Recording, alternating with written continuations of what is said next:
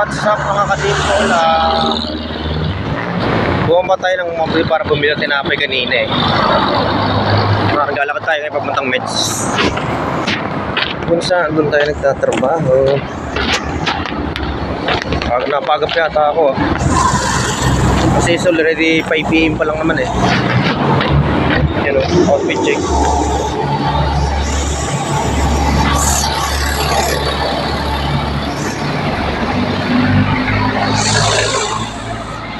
Ingay ng truck.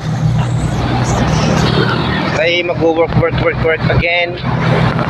And syempre sugit what I need and also my family as well. And keep safe everyone. Kailangan magmasal kayo lagi para malakas trabaho. And yun lang muna for the meantime. Thanks for watching and God bless.